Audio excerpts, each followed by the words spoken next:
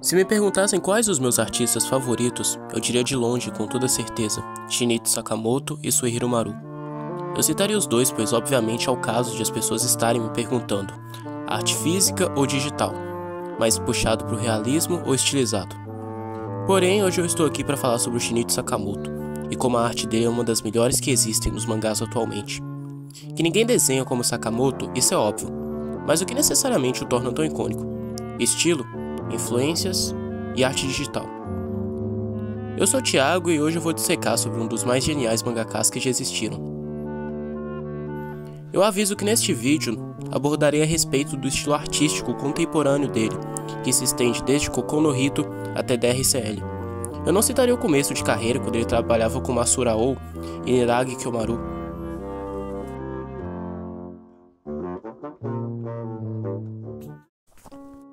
Há uns 2 anos atrás eu estava pesquisando sobre mangakás e quadrinistas com artes mais realistas, e acabei por topar com Shinichi Sakamoto, Boichi, Alex Ross, Michael Mayhew, etc. E um deles me chamou a atenção. O Shinichi Sakamoto é um artista que sempre que eu olhava, algo me atraía. Era o tipo de desenho que ao mesmo tempo despertava uma sensação de belo, marcante e estranho. O Shinichi Sakamoto é um artista que, diferente de muitos outros artistas japoneses, busca deixar evidente os traços de nariz e boca.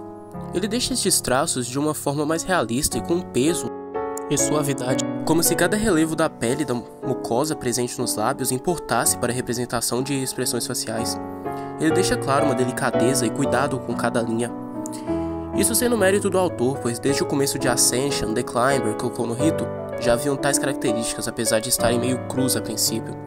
Porém, elas se desenvolveram até chegar a ser algo próximo do visto em Ino-san. A partir de Ino-san, ele começa a utilizar arte digital e passa a ter um salto de qualidade grande por conta do uso de ferramentas que auxiliam no desenho digital, que são extremamente visíveis ao longo das páginas, sejam com o uso de efeitos, elementos como cenários, cada vez mais realistas e detalhados, tendo como base objetos e elementos reais, além, é claro, de um figurino extremamente bem produzido. O Shinichi Sakamoto balança entre o realismo e semi-realismo estilizado, de forma com que sempre conforme lemos, nós lembramos que essa é uma história que, apesar de ser uma ficção por conta de criação de alguns personagens, adaptação de certas figuras históricas e a própria forma com que ele a conta, ainda em partes é uma história real de um período humano não tão distante do nosso atual, e que 2 terços dessas figuras históricas realmente existiram e se comportavam de forma semelhante à descrita na obra. Assim como o mundo presente nesta história é baseado no nosso. O Sakamoto é um autor que se inspirou muito em Rosa de Versalhes. Isso se torna visível tanto por personagens como a Marie de Ino-san, Ino-san Rouge, quanto pela própria arte do autor.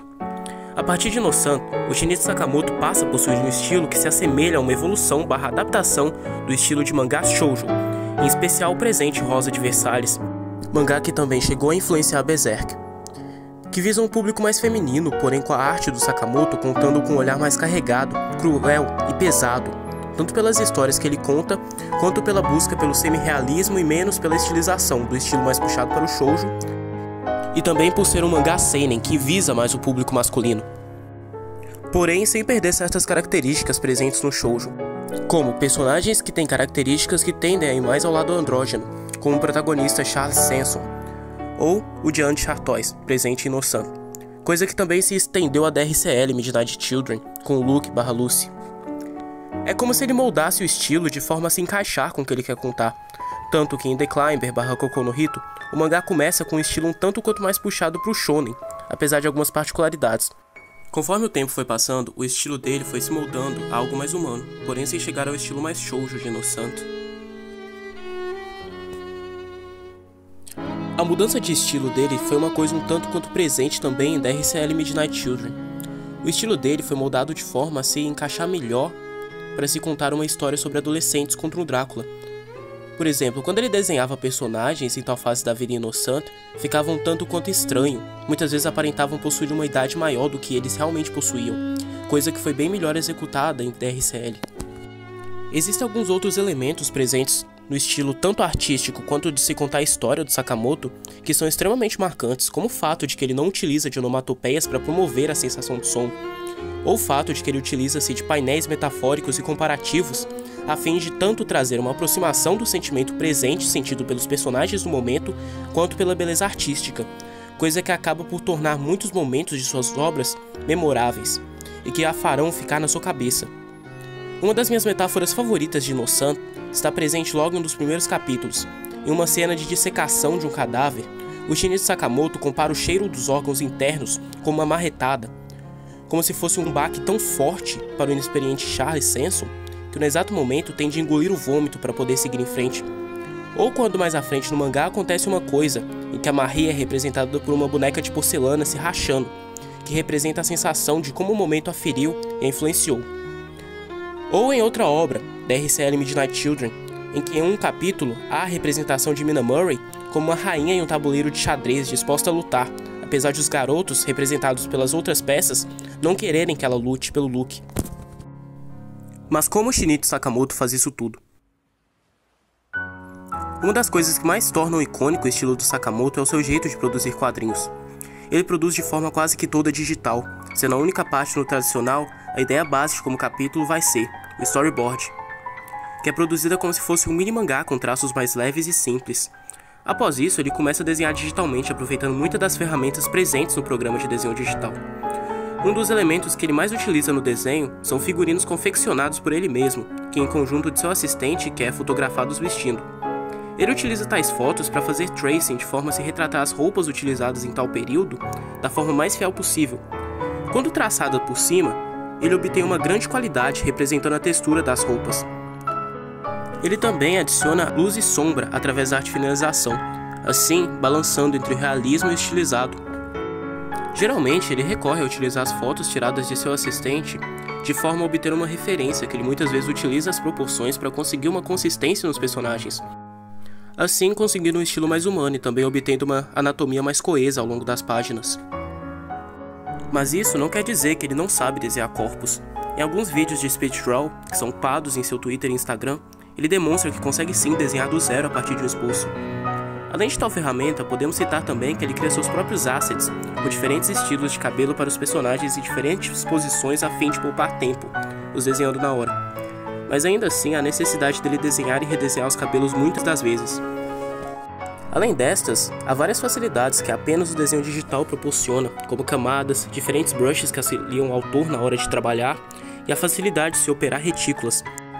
Técnicas como desfoque, que seriam muito difíceis de serem executadas em uma arte com nanquim, também tornam-se presentes, sendo proporcionadas graças às ferramentas digitais, trazendo destaque e suavidade a certos elementos. O uso de camadas também o proporciona fazer as coisas de forma com que ele possa trabalhar em diferentes elementos paradamente, como o cabelo do resto do corpo. E até mesmo a ferramenta de recorte e manipulação permite a ele reparar pequenos erros de proporção e posicionamento. E agora vamos ao ponto mais polêmico em relação ao autor. Uma das questões a respeito da arte digital é: até que ponto isso é desenhar de verdade? Isso pode ser chamado de arte? Bom, vendo os trabalhos do Sakamoto, nós conseguimos ver que a arte digital é capaz de nos proporcionar coisas incríveis. A questão é que certas coisas, como o tracing no caso desse autor, não são coisas prejudiciais, pois ele não está traçando por cima de desenhos como outros artistas que acabaram por causar polêmica e serem acusados de plágio, como Yukami, autor de No Game No Life. O Shinichi Sakamoto também nem sempre utiliza fotos. Há momentos que simplesmente não são necessárias, apesar de vez em quando as utilizar para manter consistência, independente do tamanho dos quadros, e também para facilitar o processo.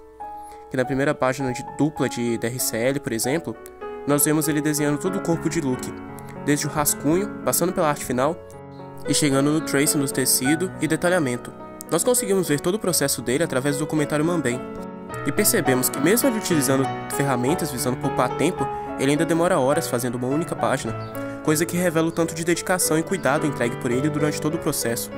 Ele é alguém que possui muito conhecimento de como desenhar de verdade, mas não quer ser deixado para trás por conta do avanço da tecnologia.